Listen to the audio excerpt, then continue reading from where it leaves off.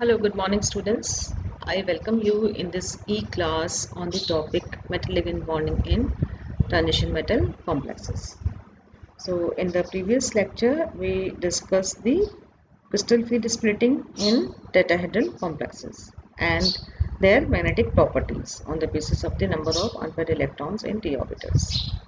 So, today, we will focus on the crystal field splitting in square planar complexes. So, uh, as you know, in the square planar complexes also, the metal ion is assumed to be situated at the point of intersection of the axes. So if this point is taken as the center of a cube, then the four ligands which constitute a square will lie on the plus and minus side of the two axes such that the ligands represent the center of four faces of the cube. ठीक है, तो ये cube की आकृति जो है हम अपने प्रीवियस लेक्चर्स में जब हम ऑक्टाहेड्रल एंड टेट्राहेड्रल कॉम्प्लेक्सेस को डिस्कस कर रहे थे तब हमने भी एनालाइज्ड दिस फैक्ट। तो अब अगर जो है ligands are assume to lie on x and y axis, तो क्या होगा, एक्स वाई प्लेन जो होगा that will be the plane of the molecule in which the position of the ligands कौन से D x square Y square and d x y orbital जो है will be as per those positions.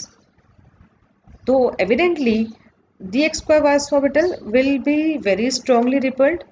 Y? Because the lobe of this orbitals are in the direction of the ligand. ठीक है ना, जो ligands approach कर रहे हैं square planar complexes के लिए, उन लिगेंड्स की डायरेक्शन में ही इस ऑर्बिटल के लोब्स दे आर लाइंग, तो hence they are very close. Now the lobes of dxy orbital they lie in between the ligands and now hence they are repelled to a lesser extent. Consequently क्या होगा कि degeneracy of d orbital is lifted and dx square y square orbital they now have maximum energy. Since now there are no ligands on z-axis, the orbitals lying in xz and yz plane or the orbitals directed along the z-axis will be comparatively stable. ठीक है, दूसरे शब्दों में हम कह सकते हैं कि the position of dxy orbital is different from the position of dxz and dyz orbital in square planar complexes because the dxy orbital is repelled by all the four ligands now। जबकि ये जो दूसरे orbital, ये जो set है dxz and yz orbital जो हैं, they are repelled by only two ligands। कौन से ligands? Those which are situated on x and y axis. Also, the lobes of dz square orbital, they are directed along z axis on which no ligand is present, right? However, its ring lied in the xy plane and hence feels repulsion due to all the four ligands. So this repulsion जो है, it is sufficient to make dz square orbital of higher energy than the dxz and yz. तो जो 5 orbital d orbital of the metal ion, now they will split as shown here on the slide. So this is the crystal field splitting of d orbitals in a square planar field. ठीक है, square planar complexes जो है, square planar complex it may also be derived from an octahedral field, octahedral complex by removing two of its trans ligand. ठीक है ना, तो एक तरह से डिस्टॉर्टेड ऑक्टाहेड्रल स्ट्रक्चर ही है। If the ligand on z axis are removed, then the square planar complexes so obtained will lie in the xy plane. So this will certainly lower the energy of the orbital which are directed along the z-axis or lie in the plane containing the z-axis. तो octahedral complexes में क्या होता है, both the dx square y square and dz orbital they are of lower equal energy, but as the ligand on z-axis are shifted away from the metal ion, the repulsion on dz square will decrease. Consequently क्या होगा, the degeneracy of dz square and x square y square orbital disappears and the energy of dz square begins to decrease. तो यहाँ पे ये note किया जाना ज़रूरी है कि the ring of the dz orbital it lies in the xy plane and hence it experiences the same repulsion as earlier due to the ligand on x and y axis, right? So here you can see in this figure, this is an octahedral complex which in A position undergoing z-axis elongation in such a way that it becomes tetragonally distorted in P position. See on the screen. And finally it reaches the square planar limit in C position. ठीक है, तो ये देखिए B position में as we see the removal of Z ligands, तो finally we get a square planar complex. Okay, the triply degenerate set जो है it will also be attacked by the elongation of the bond along the Z axis. तो जो x y and Y z orbital है they will become more stable as compare to the d x y orbital. The limiting energy of d x square x Z and Y z orbital will be obtained when the ligand on z axis are completely removed. तो variation in energy of the orbitals when geometry is changed from octahedral to square planar we have seen in this figure. Now, what are the most favorable electronic configuration for square planar complexes? ये है D8 ion, जैसे कि निकल +2 है, gold है, in which the splitting is great enough to bring about the pairing of all the electrons. Here, the very high energy dx square y square orbital is left vacant, and this type of geometry is also expected for D7 and D9 ions. ठीक है. The square planar arrangement जो है it is encountered only in cases where additional splitting of the level is most advantageous or where the planar configuration is imposed by the geometry of the ligand. ठीक है, तो जैसे कि आपका थैलोसाइनिन and porphyrin complexes हैं, they are square planar, and the most common divalent metal ion जो हैं which produce square planar complexes with these ligands are copper, beryllium, manganese, iron, cobalt, nickel वगैरह. तो they normally form most of these metal ions, they normally form tetrahedral complexes. तो हम ये कह सकते हैं कि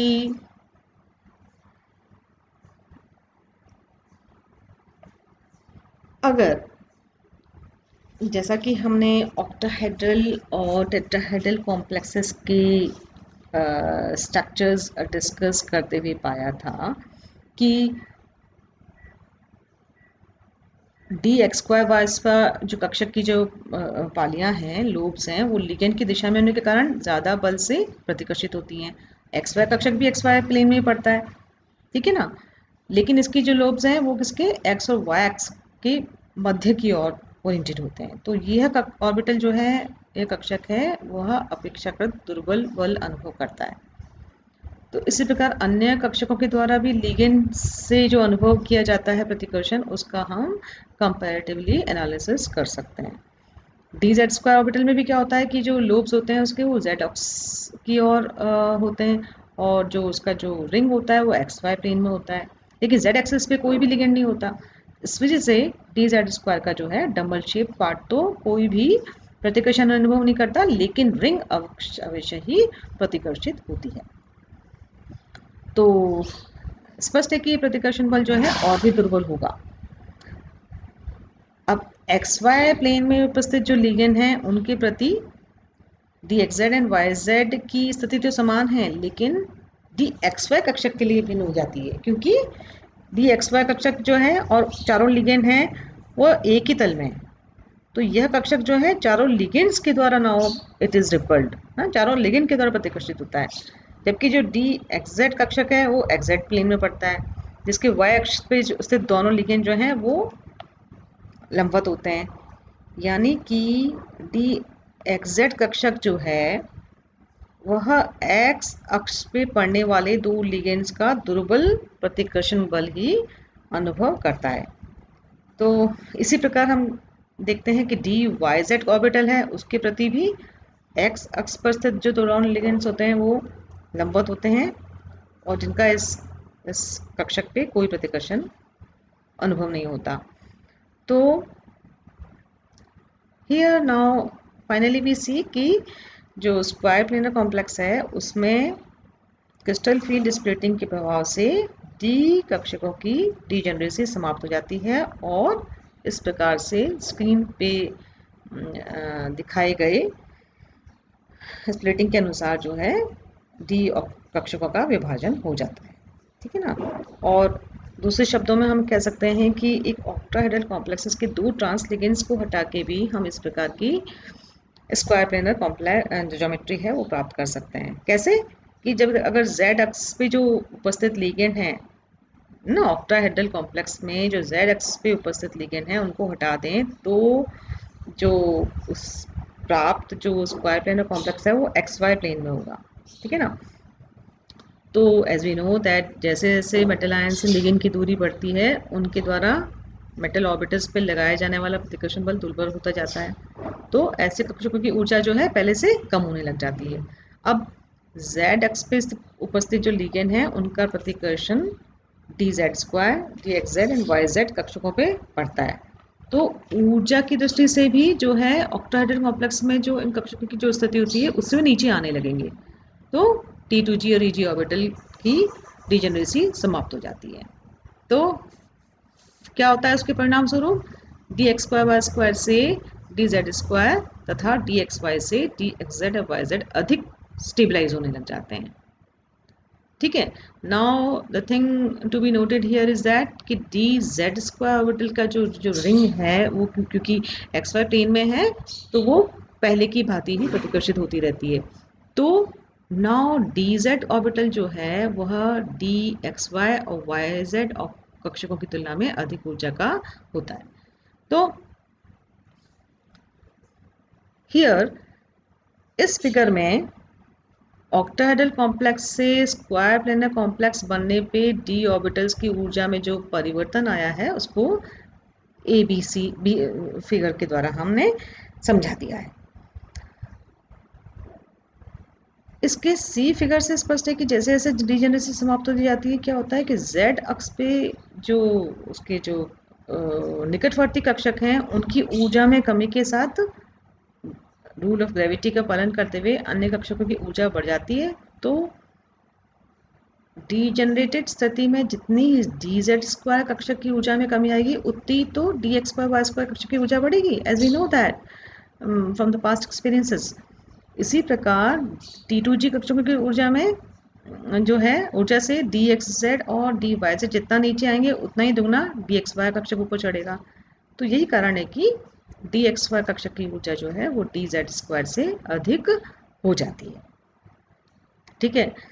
अब इसका जो सी फिगर है सी पोजीशन है उसमें देखिए कि यह है किसके बीच की पोजीशन को ऑक्टाहेड्रल कॉम्प्लेक्सेस और स्क्वायर प्लेनर कॉम्प्लेक्सेस के मध्यवर्ती स्थिति को प्रेजेंट कर रहा है। ठीक है ना। एक्सट्रीम दोनों एक्सट्रीम पोजीशन के बीच की पोजीशन को प्रदर्शित कर रहा है जिसमें कि जेड एक्स पर पड़ने वाले लिगेंड को ऑक्टाहेड्रल वाली अवस्था से दूर कर दिया गया है। तो इस तरह से हम कह सकते हैं कौन सी संरचना हो गई, डिस्टॉर्टेड ऑक्टाहेड्रल स्ट्रक्चर हो गई। अब जैसे जैसे जेड एक्सिस पे उपस्थित लिगेंड को दूर करते जाएंगे डी कक्षकों की स्थिति जो है वह इस फिगर के सी पोजीशन से डी पोजीशन की और जो है यानी कि बी से सी की ओर अग्रसर होती जाएगी। राइट। और अगर लिगेंड को पूरी तरह से हटा दिया जाए तो हम finally we get the position as shown here in the C position. ठीक है। तो जो स्क्वायर प्लेनर कॉम्प्लेक्सेस हैं उसमें d x y and d x y square की जो मध्य का जो ऊर्जा अंतर रहता है वह सी एफ एस सी को प्रेजेंट करता है जो कि डेल्टा ओ का 1.2 टाइम्स होता है। ठीक है। तो in this way we can explain this. अच्छा, स्क्वायर प्लेनर कॉम्प्लेक्सेस के लिए D8 विन्यास वाले जो मेटल कैटायंस हैं वह सबसे ज़्यादा एलिजिबल हैं, जैसे कि निकल है, प्लेटिनम 2 है, निकल प्लस 2 है। इस प्रकार के मेटल आए हैं जिनमें कि कक्षकों का विभाजन इतना अधिक होता है कि सभी इलेक्ट्रॉन जो हैं वह लोअर एनर्जी के 4 कक्षकों में पूर्णतः भर जाते हैं और हायर एनर्जी का जो d² ऑर्बिटल है वह रिक्त बचा रहता है। अच्छा, D7 और D9 विन्यास वाले मेटल कैटायन के लिए भी इस प्रकार के स्क्वायर प्लेनर कॉम्प्लेक्सेस जो हैं वो एक्सपेक्टेड हैं। तो हम कह सकते हैं कि लिगेंड की जो यह स्क्वायर प्लेनर पोजीशन है वह उन परिस्थितियों में वांछित है जहाँ पे कि कक्षकों की ऑक्टाहेड्रल स्प्लिटिंग की तुलना में स्क्वायर प्लेनर स्प्लिटिंग से सिस्टम को ज़्यादा स्थायित्व प्राप्त हो रहा है ना। तो अगर ये मल्टी टेंटेड लिगेंड्स हैं उसमें डोनर एटम जो है वो स्क्वायर प्लेनर ज्योमेट्री का निर्माण कर सकता है। तो इस प्रकार के तब कॉम्प्लेक्सेस का, स्क्वायर प्लेनर कॉम्प्लेक्सेस का निर्माण हम पाते हैं, जैसे कि थैलोसाइनिन और पोरफाइनिन कॉम्प्लेक्सेस हैं वह जो है समतलीय होते हैं और कॉपर +2, बेरिलियम मैग्नीज +2 जैसे टाइप पॉजिटिव आयंस हैं, इनमें ऑक्टाहेड्रल कॉम्प्लेक्सेस बनाने की प्रवृत्ति भी पाई जाती है, लेकिन ये थैलोसाइनिन और पोरफाइनिन लिगेंड्स के साथ में केवल स्क्वायर प्लेनर कॉम्प्लेक्स बनाते हैं। ठीक है, with this we complete this crystal field splitting in octahedral, tetrahedral and square planar complexes. In the coming lectures we will discuss the factors affecting the crystal field parameters. See you there. Goodbye.